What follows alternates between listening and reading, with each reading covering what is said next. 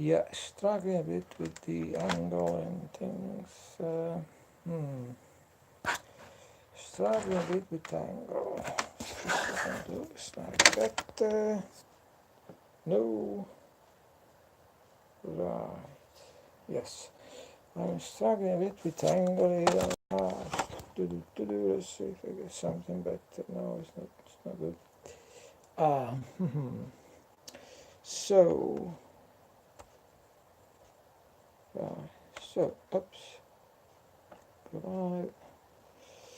Yeah, I need to do something about this thing because it's not. I need to do something underneath.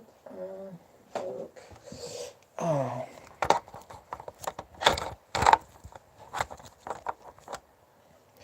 so, yes, so yeah, I have a bit of teething problem there because I'm trying to do a joint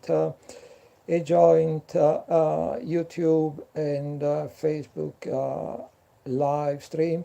So basically, yeah, there's I'm trying to. I think it's quite important. I'm letting people know about something which happened this afternoon after I left. I was in front of by the. I was down in front of City Hall protesting and trying to raise awareness this afternoon. And I think it's quite important if to let people know what happened after, which was basically a fully staged engineer and deliberate involving me in a road accident with my motorcycle. Unfortunately, I'm kind of alright, if a bit shaken, but not there has not been any major damage. I'm not sure about the motorcycle, which but which seemed to be more or less alright, minus one mirror and a few other little problems. So yeah, so I think it's quite important to let people know about this incident because show what kind of ruthless and criminals we are dealing with. So let's start from the beginning. Yesterday, Parliament did rise. They're going to be away until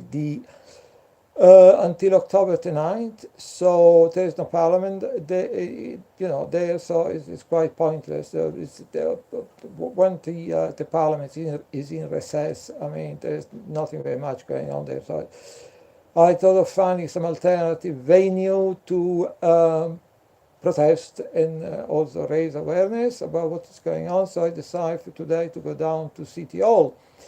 City Hall is I've not been there for a little while, and I kind of forgot that they can be not particularly friendly because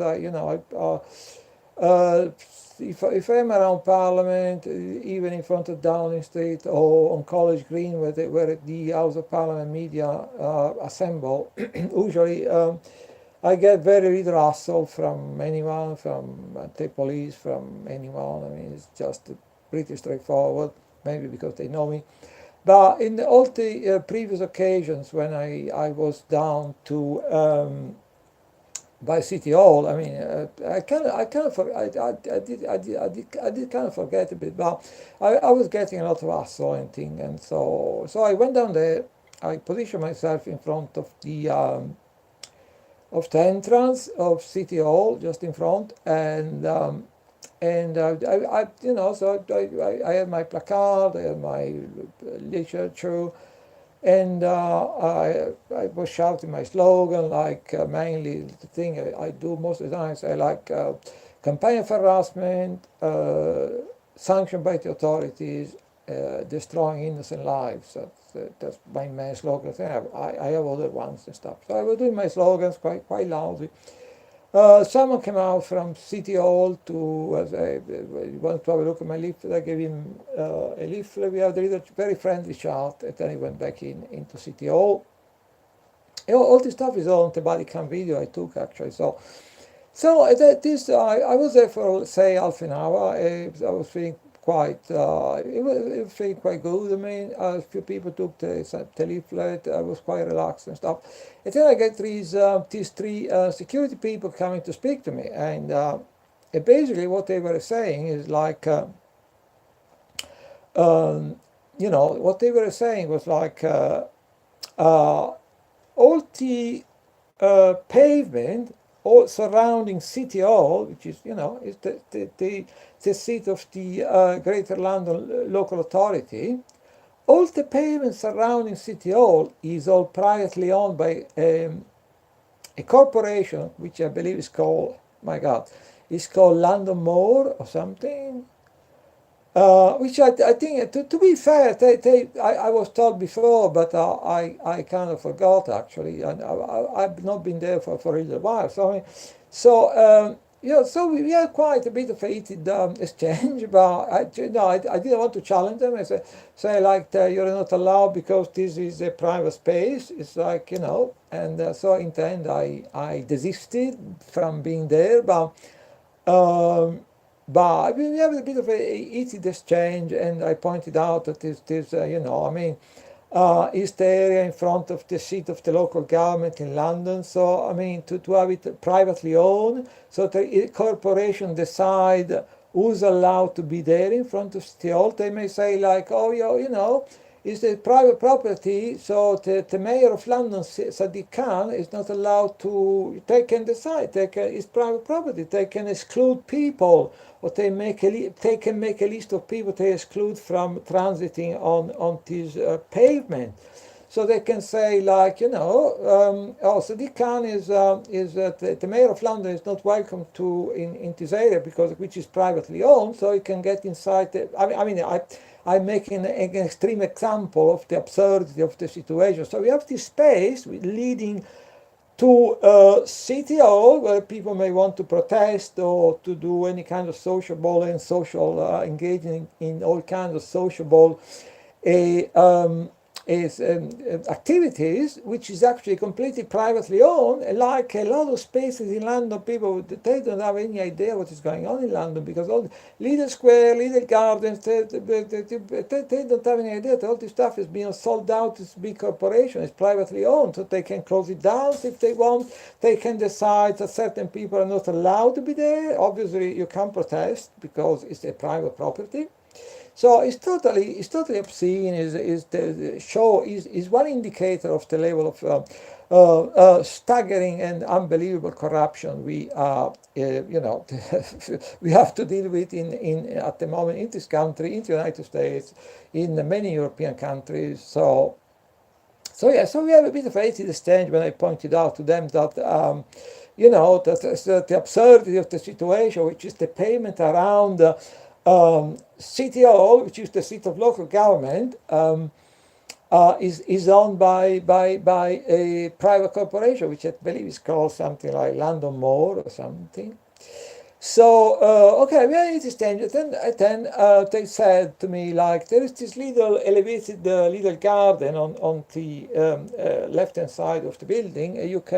That is not owned by London More, so you can go and do your stuff, you protect that, which I did. It was not comfortable because it was a very elevated kind of little green space. So, but I was not going to be denied, so I went there.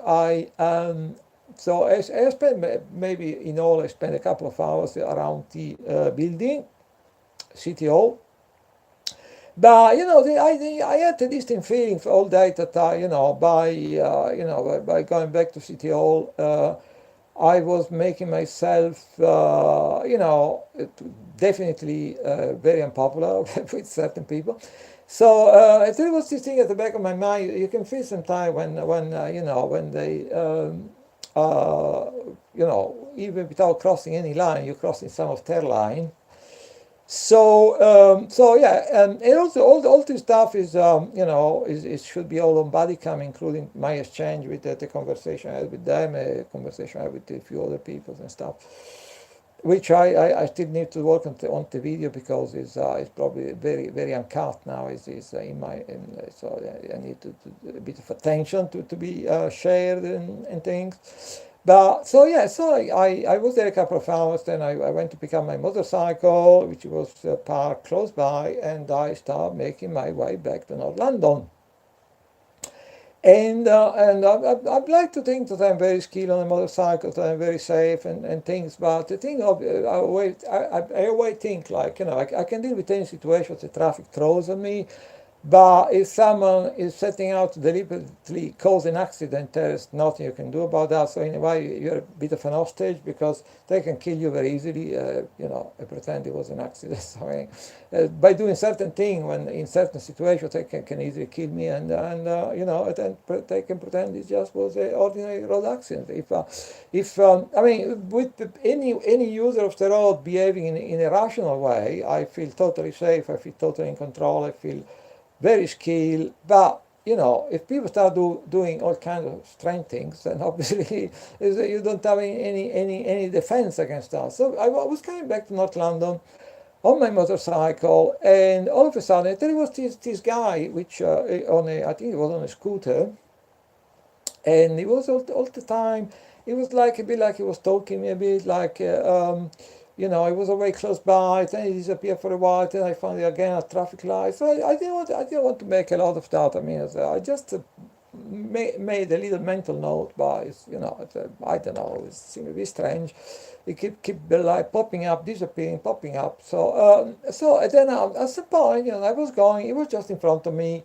What he did, without looking back, he just swerved brutally, dramatically to the right, cutting my way. So, even with the best, skill in the world, with like foresight, anything, there is nothing I could do to avoid him. So I just jump into him, fall down, and then say, oh, it was not nice, he come to speak to me and say, oh, yeah, we exchange information and blah, blah, blah. But I think it was like, I think it was a message to me because the way it was done, like it was in front of me. It's been around for quite a while. The way my traveling back, it was popping up, disappearing, popping up, found again a traffic light. So all right, but that could have been totally, utterly, entirely innocent. But so it was in front of me. All of a sudden, without looking behind him, yeah, it just swerved completely to the right, cutting my way, and I did my best to try to avoid it.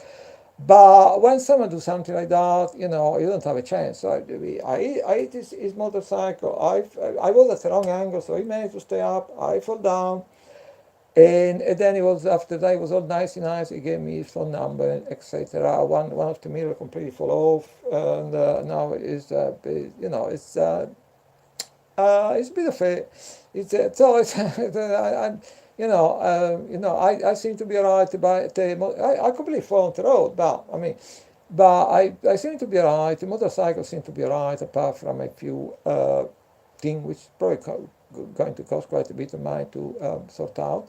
So in my mind, I'm totally convinced that I went down to City Hall. They were obviously all the interaction I had with the security people there. And then they moved me, so they say, oh, if you can do it over there on this elevated green space, which I did for quite some time. And then all the time they were all kind of moving around and just walking by. So, and kind of probably to harass you or something. So it was clear that they were very unhappy about me being there. I mean, if, as to why, they seem quite relaxed when I am around the House of Parliament, and they seem so edgy when every time I go down to City Hall. I don't know, but that's so you had the feeling that they were very by being there for a couple of hours shouting my slogan and stuff. You really have the feeling that you were like upsetting people. So almost like, I mean, I was coming back. I was thinking, maybe I'm going to get some feedback from this experience. But that's what I was thinking. I'm going to get some feedback from this experience, and lo and behold, halfway through home, this thing happened to me, and so that's all. Moving to something a bit more positive, as I said, the Parliament is on recess from yesterday, and they're coming back on October the 9th. So they're going to be away for one good month, more or less, and for the because there is that in the next few weeks there is going to be all the political party conference, so it's called the political party conference season, and so yeah, so I start as soon as I start thinking of, alternative venue to protest to raise awareness, and not out of petulance, but out of the fact that I've been targeted for several decades now, and there is no indication that they have of any intention of slowing down or I wouldn't say stopping, but I mean there's no indication of they intending in any way to slow down the stuff they're doing. If anything, they're escalating things.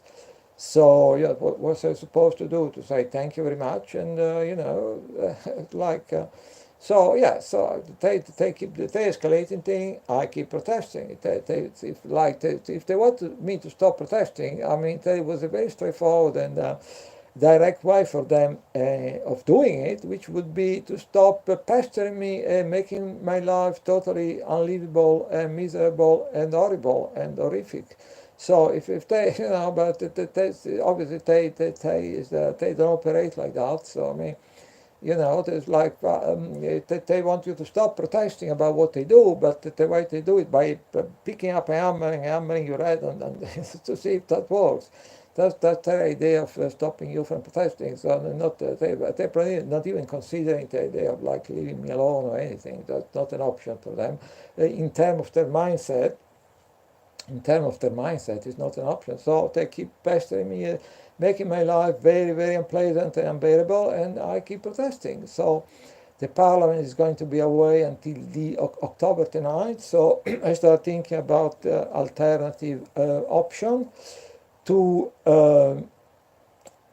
alternative option to alternative option. I just realized something technical, a little technical thing there, which I don't know if I can do something about it. Let's have a look. Yes. So yeah, I don't know. Right. Okay. So yeah. Yeah. What's been happening is for people. Yeah, I had a bit of a technical problem there. So I'm trying to broadcast this thing both on at the same time on YouTube and on Facebook. Yeah, I just realized that the Facebook thing it was set on private, so I was making a broadcast which people couldn't see because I did a short test, a few second test before to check the audio, and I saw for the test I put the thing on private, and so then it stayed that way. I forgot to bring it back to public, and so I was chatting away, and whilst I believe that people hopefully they can hear me and see me on YouTube. The people on Facebook were totally unable to hear me, to see me, and the rest of it. So yeah, so okay, so for the people on Facebook, a short resume of what I was saying. I was saying that I've been protesting for a couple of hours this afternoon in front of City Hall, which is the seat of London local authority. Sadiq Khan is the mayor, etc., etc. And I get a pretty hostile reception from the security people, and then I had the distinct feeling that I was by being there I was making a lot of people quite unhappy, and on my way back I had a little motorcycle accident. In that there was this person who seemed to be like stalking me a bit for quite a long stretch of the way, and then at some point, it was popping up, disappearing, popping up again, a traffic light, and so, well, I thought, well, probably, it's probably totally innocent.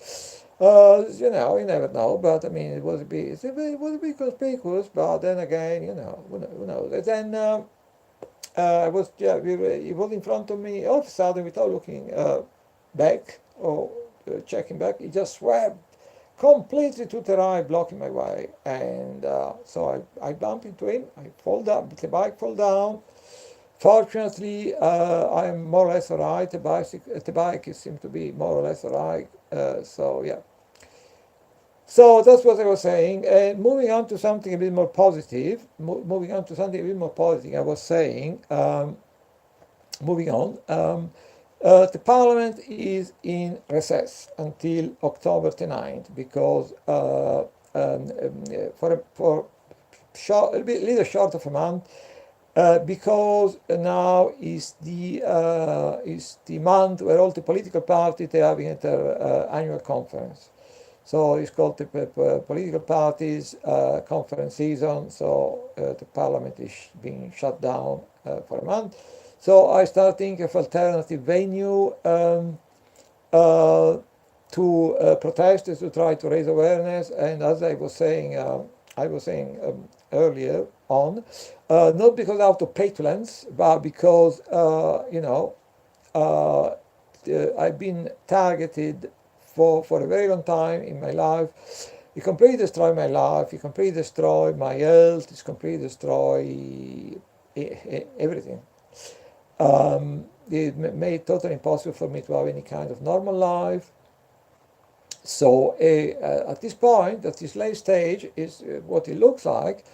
Far from even considering relenting with their attentions, they seem actually to be escalating things. So what I was saying, they're escalating things. I keep protesting and and campaigning and trying to raise awareness.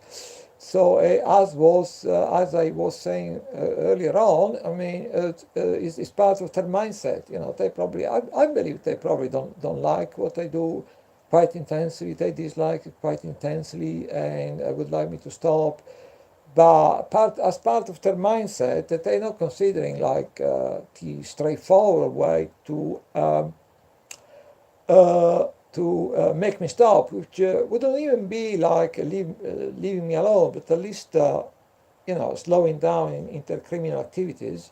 So that is consider. I know by now that their mindset, that their way they think, they operate. So obviously that is not an option to slow down, to leave me alone. Not an option at all. So basically the idea of trying to make me stop with my activism and stuff is like, metaphorically, hopefully, to like wielding a hammer, banging on top of my head to see if I stop like, campaigning and protesting. So that's the only option that they know, because it's part of the mindset, group of people. I think these people are closely tied in with the deep state, the security state, and the military intelligence complex, and it is, it's like, the only way to they have to deal with problems when they arise is like to kill people, bomb entire country into the back into the Middle Ages. That's their way they deal with problem, bombing countries, killing people, killing civilians. We have a problem, let's kill a few people, or let's bomb a few countries. That's their mindset. So obviously the idea of leaving me alone, to make me stop my activism, is it's not part of it. So moving on. So I'm considering different options for the time the Parliament is going to be away. One of my favorite options is is to go every few days in front of City Hall if I'm not going to get killed in some kind of road accident first, and also be in front of the BBC Broadcasting House, be in front of Downing Street, as Maybe on Sunday I may decide to go to spend some time at speaker corner. So what I'm saying is like I'm not thinking of organizing an event at the moment. In terms of trying to get other people involved, I would love to get other people involved. I don't think it's terribly practical at the moment for me to start organizing event. But if people want to join me, it's the easiest thing in the world.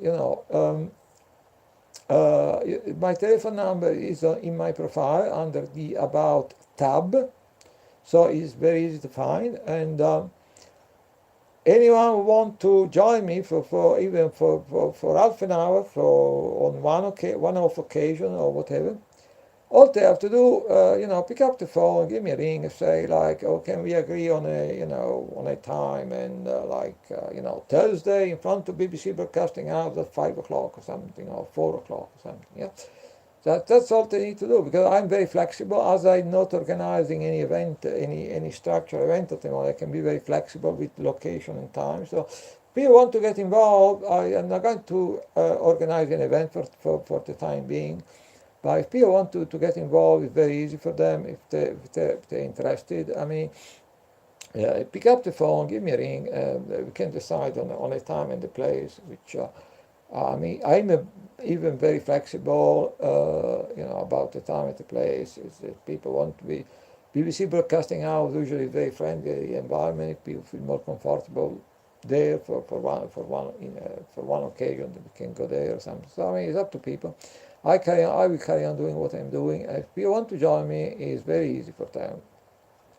So yeah, going back a bit, try to touch on the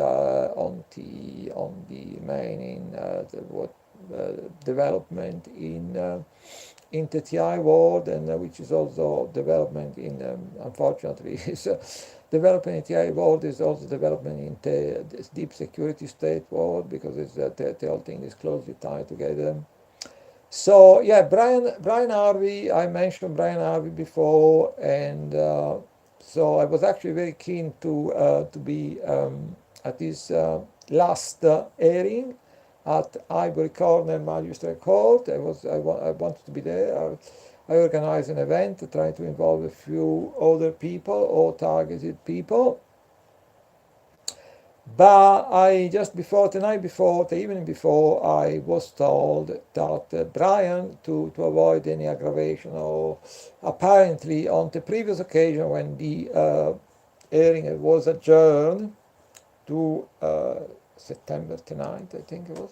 It was adjourned to September. It was, I think, 24th of August was the first airing, and it was adjourned then to the 9th of September, which when I tried to that's when I tried to organize a little event maybe to try to get a few targets individually involved, and to support Brian, and also to get people, like-minded people, to get if you want to give them a bit of literature. I watched a video of the first airing where on the 24th of August. I was not there, but I watched possibly several videos of the first airing. And there was a lot of like-minded people, maybe not 100% target individual, quite a few of them were, but like-minded people, maybe interested to get in touch, to network, to work together. They probably would find very easy to understand what we were talking about targeting. So I saw the videos, the first airing, the one who was adjourned on August the 24th. I decided next time I'm going to be there to speak to people, leaflet, and network and stuff. Then I organized an event. Then just the night before, I was told that Brian, because apparently there was a couple of people at the first airing. I didn't see that in the video, but I was told that there was a couple of people outside the court on the first airing that were really trying to cause trouble and create some kind of fracas, something. So that's probably why Brian decided that the second airing he didn't want to have any extra aggravation and stuff. So he asked all his supporters to stay away. So I found out just the night before. I cancelled the event. I tried to let anyone know that the event has been cancelled. And then apparently what happened during the second and final airing, all the case against Brian was completely dismissed. So that's the news about what happened with Brian Harvey. And then talking a bit, which making a little broadcast about some information about what happened on TI Day in London and all over the world. In London, TI Day, which I'm not done, so it's been quite a while now, 29th of August, so now it's already the 14th of September, and I not got round yet to update people a bit if they're interested on what happened in London for TI Day on August 29th. So we met at the as planned in front of a speaker corner, in front of speaker corner cafe. So at some point there were 9 people there, but you know what the target individuals are like. So I mean, John Allman on one occasion said that to get target individuals to work together is like herding cats. So by the time we get to the BBC, there was only 5 people left, unfortunately, from 9 people. But you know, we spent a good couple of hours in front of the BBC. You know, I was in good voice. We had a couple of banners for the first time. I had never been using banners before. We took a half an hour. We broadcast for half an hour on Facebook Live. Yeah, I believe it's been watched by maybe up to 500 times or something.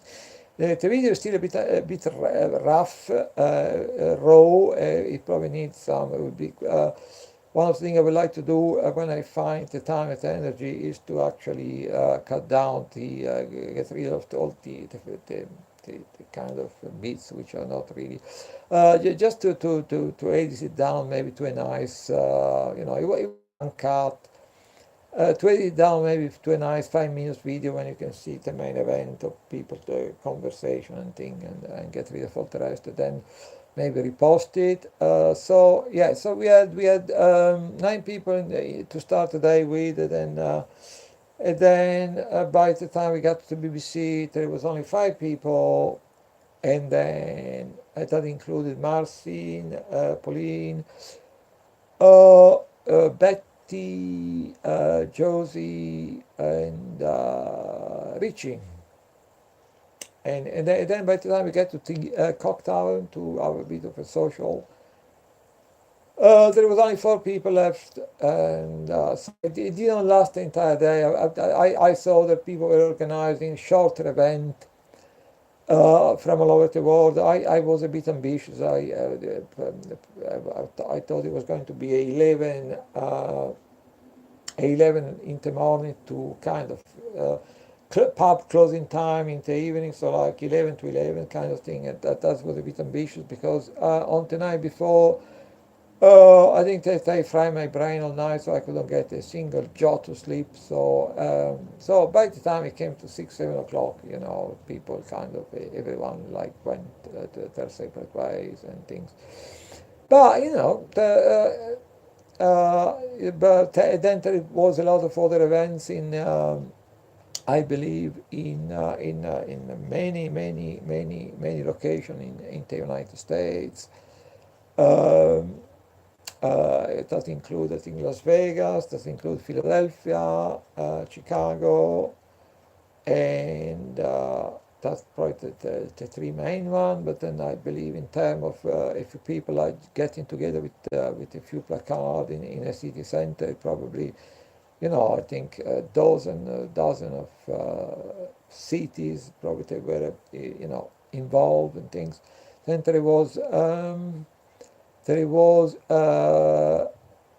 event in Warsaw, which seemed to be quite well attended. I watched all the video and the picture.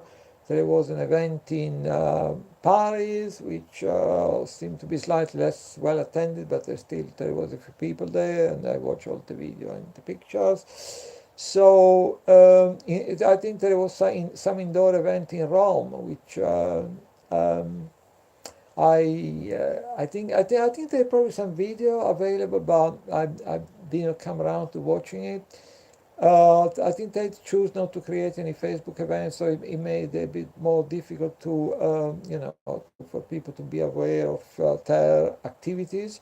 But I think there is a video somewhere online about what they did in Rome, which is possibly quite with speakers in an indoor venue and with quite a few people attending. So basically, it should be something at the end of the day. If you can, if you're talking to people, if you're campaigning, obviously there should be something which, should work some way in go some way in proving to people that there is something actually going on. But you know, due to the sheepish nature of most people, I mean, and people believe what is, people. Uh, when we talk about people beliefs, they probably believe what is enabling them to hold on to their family, to hold on to their job, and that's that's what people believe basically. So I think obviously, most people reporting that in the recent weeks and months, their targeting have been getting actually worse, not better. So which is not entirely surprising.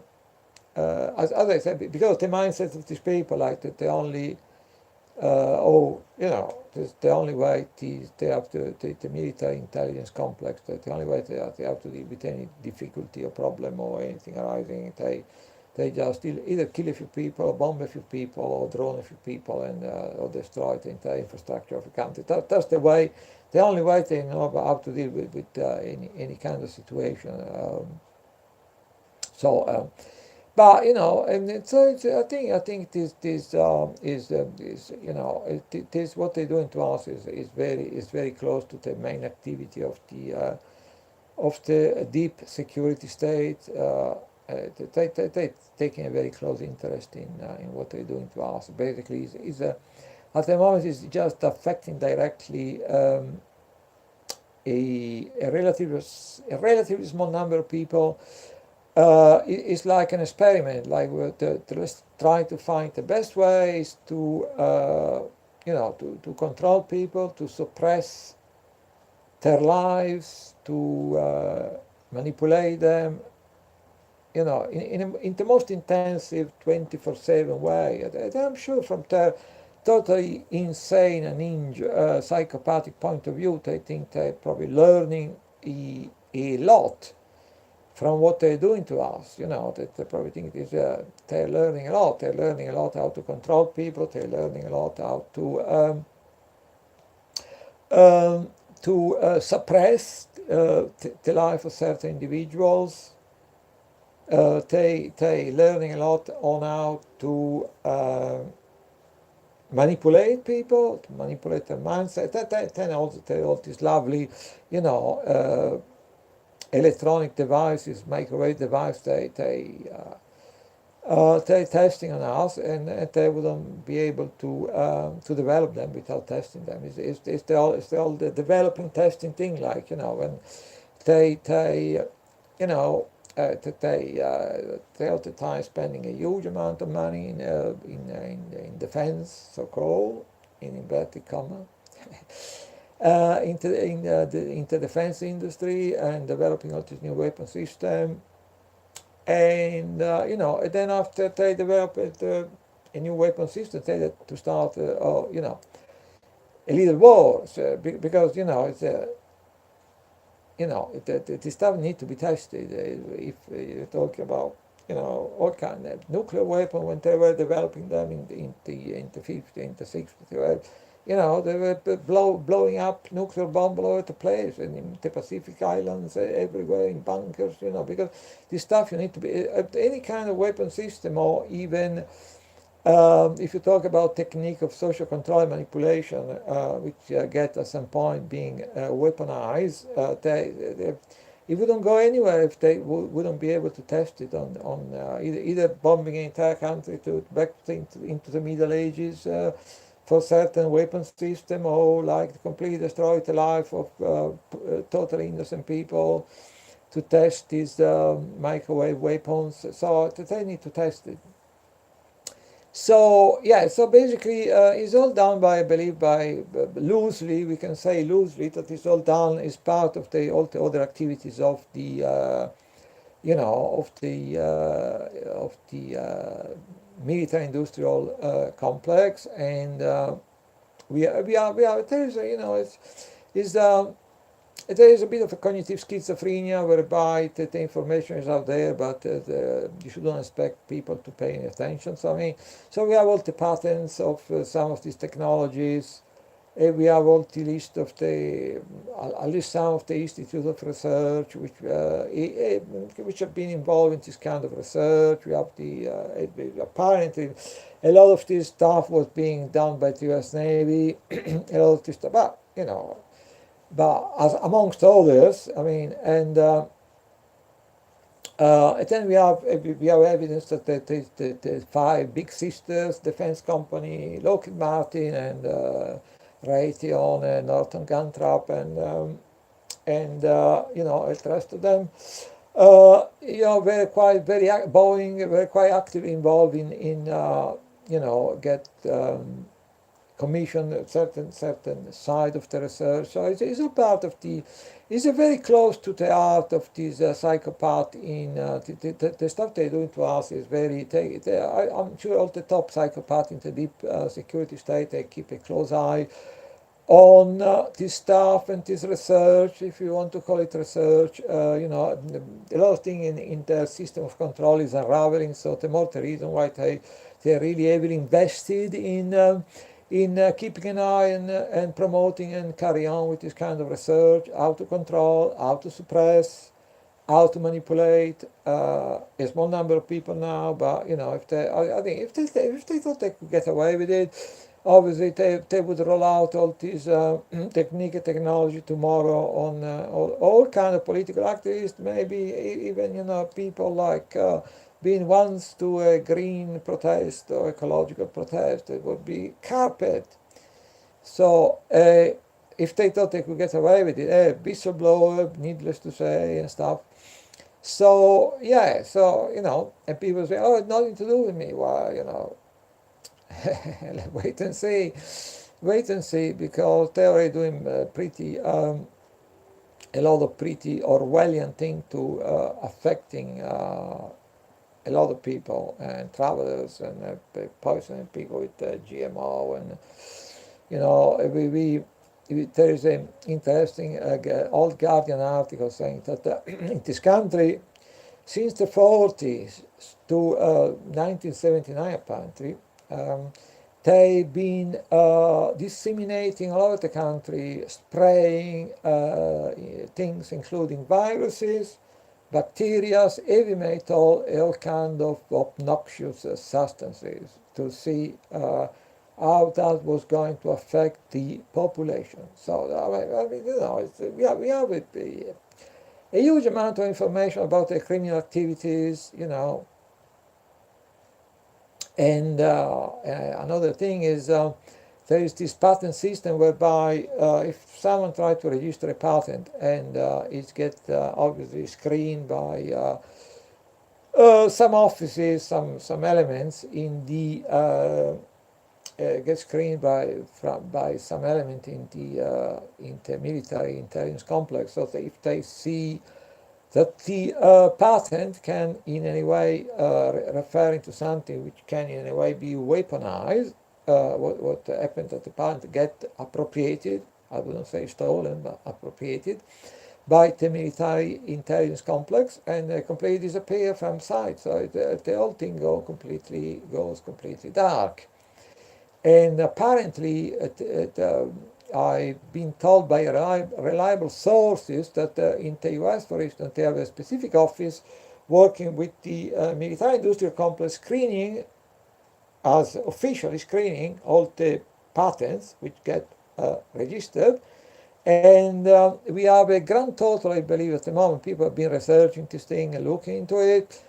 They think, they say, is up to 6,000 patents which have been completely appropriated in the US by, I'm sure that the same thing is happening in this country, in Europe, and in the rest of Europe. There are up to 6,000 patents which have been completely appropriated by the military industrial complex and gone completely dark. That's a lot of technology and innovation and things.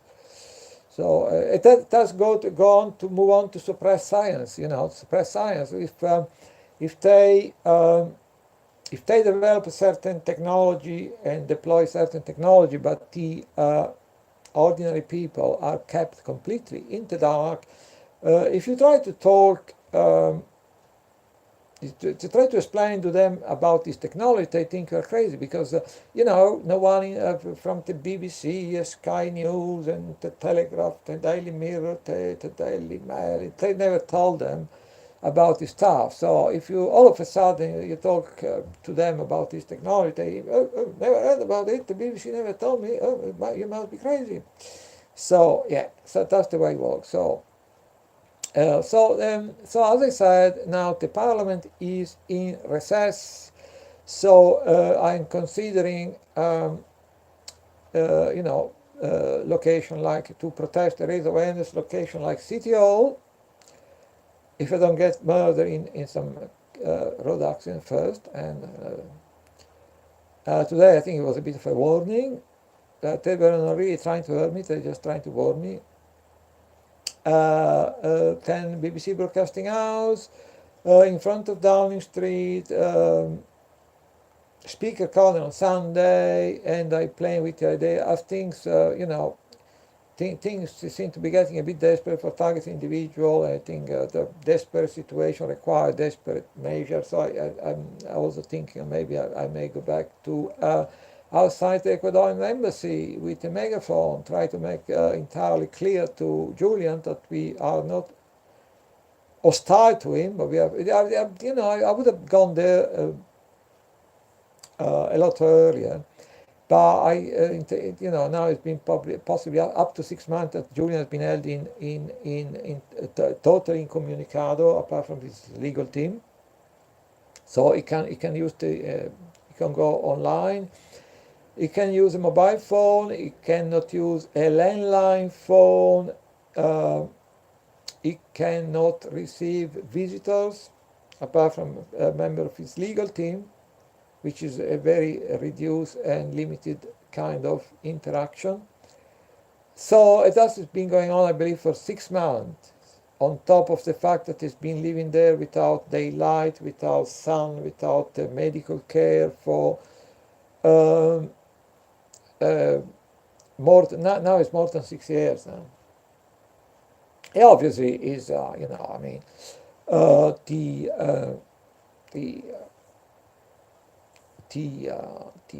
Swedish authority, they're completely dropping the Swedish judiciary has been completely dropping the trump up set up charges, original charges, they've been dropped. But the British government says that if Julian were to leave, the embassy is going to be arrested on the basis of some when he walked into the Ecuadorian embassy 6 years ago, he breached the condition of his bail at the time. That's referring to a bail condition, which is referring to charges which have now completely been dropped by Sweden. So obviously, why the British government would want to waste taxpayer money to keep surveilling the Ecuadorian embassy, which has been costing, I think people say like several million pounds to date. I think people mentioned the figure of 6. Apparently, people look into it. They did some research. Apparently, the figure is it's been costing British taxpayers £6 million in the last few years to the surveillance being conducted on the Ecuadorian embassy and Julian Assange. considering that any week, any given week, they're closing down any number of fire station and hospital, emergency centers, END centers, A&D centers. Uh, you know, just show another indication of the totally criminal nature of this government. So why would they want to waste any more taxpayer money at this point after Sweden dropped all the charges? Because it's quite obvious that there is this seal indictment in the United States, and as soon as Julian Assange is going to, also the British authorities are refusing to give any guarantee that Julian is not going to be extradited to the United States. They completely not interested in offering any.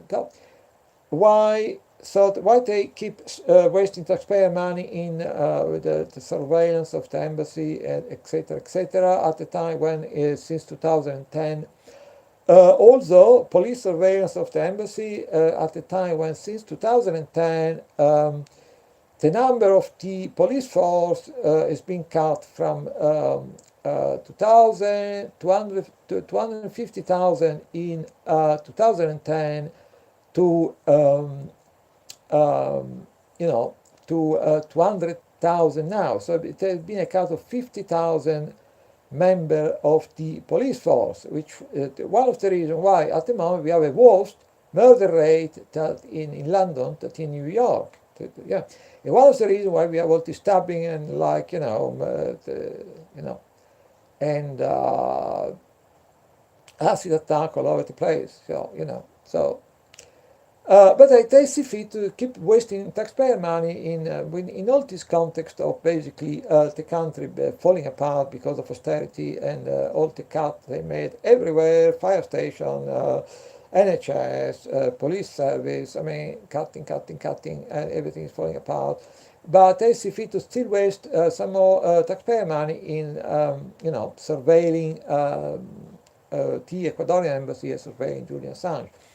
So basically, to make a long story short, I may actually decide to go back to the outside the Ecuadorian embassy with a megaphone. The only thing which stopped me is a very good place to be if you want to raise awareness, because then you go there with a megaphone. All of a sudden you get to the attention, what you do get to the attention of a lot of people, because it's outside where Julian is. So it would be a very good opportunity to raise awareness, be out there with a megaphone.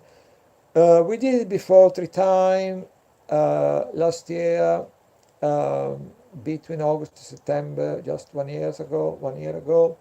On the first occasion there were myself, 4 or 5 other TIs. On the second occasion there was we were slightly less, maybe 4 people.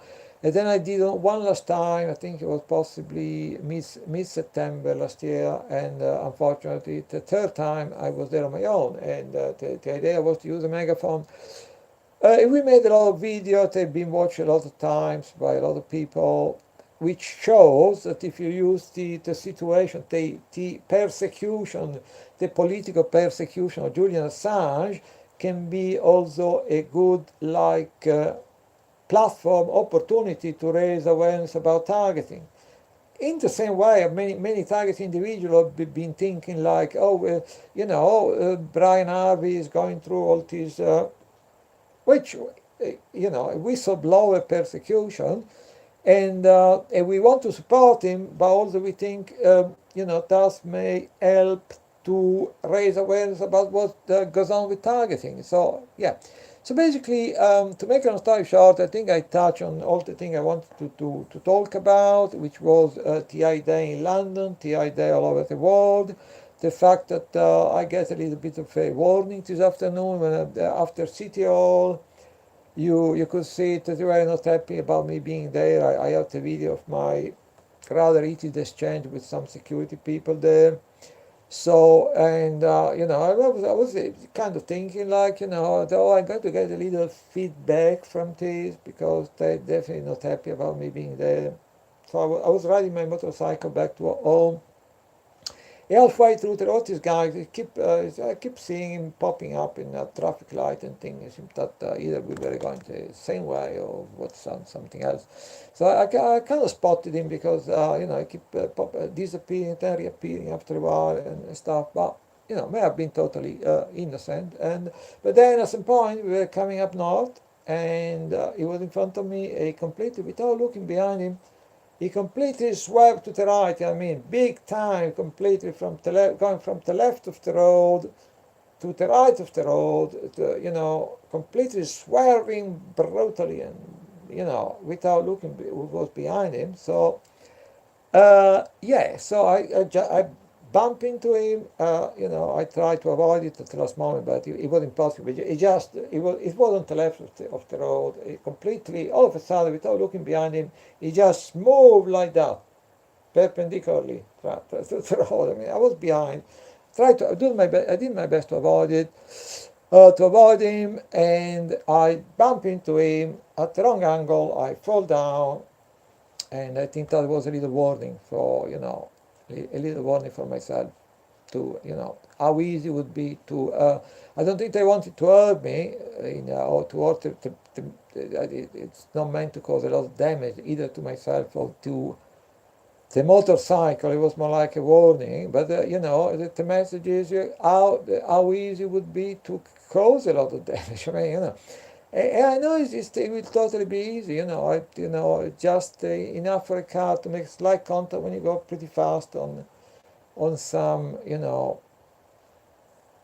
uh, just enough for like for a car to hit you slightly on one side, it then disappear, and you are dead.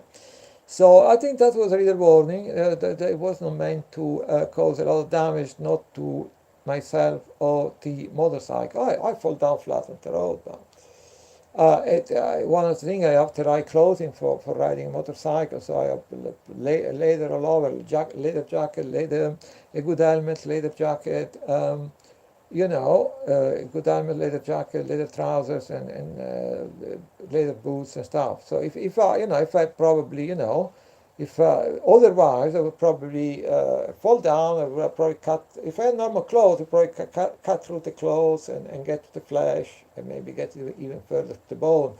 But so I had good protective clothing, and so I managed to escape rather unscathed. So I think now I start a bit to rumble and rumbling a bit, and so that's probably the time to stop. And so I think I touched on the main point, which is what happened to Brian Harvey, what happened on TI Day, this little warning I got tonight when I fall flat on the road because someone completely cut my way. A motorcycle in front of me completely cut my way, jumping from the left to the right suddenly, and yes. And the fact that the parliament is going to be away for 1 month, the fact that I'm looking at alternative venues to protest and raise awareness, the fact that it's extremely easy. If anyone wants to join me, pick up your phone, give me a ring, we can arrange a time and and the place. You can join me to protest, or if there is, the more people there are, the better, because if you have two people, they can hold up a banner, which will be impossible to do for a single person. So if you have three people, someone can go around with a camera and take a nice shot. Not just a body cam, but you can move around and take a nice shot of the banner and things. So the more people there are, the more you are able to diversify a bit, and make the whole thing a bit more interesting and eventful and stuff. So I think I started to ramble a bit, so I think it's time for me to end this both the broadcast on Facebook and the one on YouTube that you can find also on my YouTube channel. So that's all for now, and I may come back soon when I have more information. And I may post a body cam video of my eating exchange with the security people later on tonight or tomorrow. Or yeah, okay.